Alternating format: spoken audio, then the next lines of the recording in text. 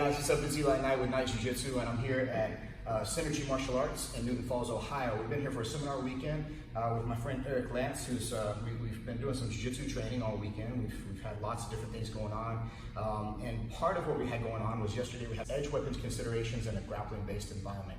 And what that basically means is that we're in a self-defense situation, or we're in a fight, and this person has in some way wound up in a grappling-based environment, particularly on the ground. Now, that's a scary enough situation, dangerous enough situation whenever there's strikes involved and environmental factors and everything else.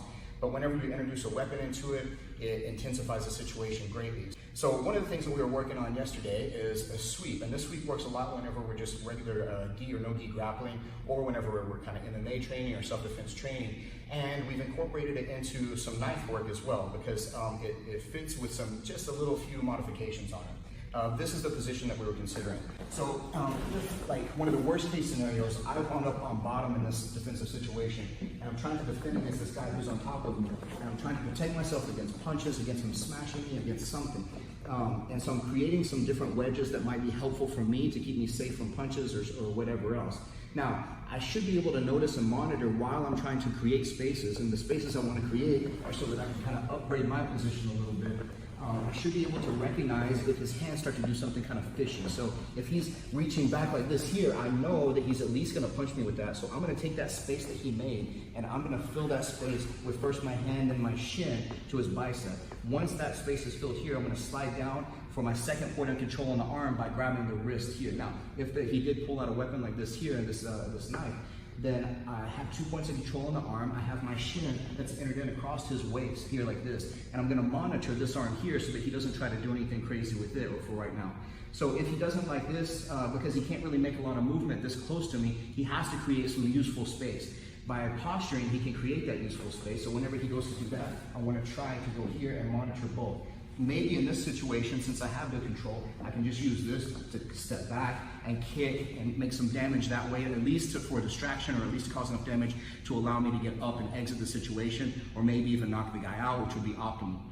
However, if he doesn't give me quite that much space, or his response to that is to drive back into me here like this, and I'm gonna scoop underneath his leg, and I'm gonna make this sweep happen like this. Once we come up here to this position, I've stapled his shin to the floor, or stapled his bicep to the floor with my shin. I'm grabbing a hold of his wrist here and stapling it down too, so I've got 2 strong points of control. I'm keeping this arm monitored on this side here, so he doesn't try to switch hands with the weapon right away. From here, controlling his shoulder carriage, I want to get to a better position where I can have better monitoring of that, rather than just reaching back behind me to guard that knife.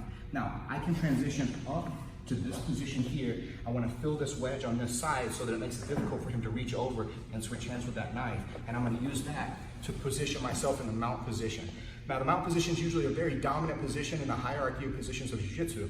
But for this one right here, it might not be the absolute best, because if I pay all my attention to here, he's going to have a good ability to reach over and switch hands and grab that knife with that one. So that's why instead I'm going here to monitor that, and I'm going to dismount by coming here and sliding up and over. So now I've stapled his bicep on this side here.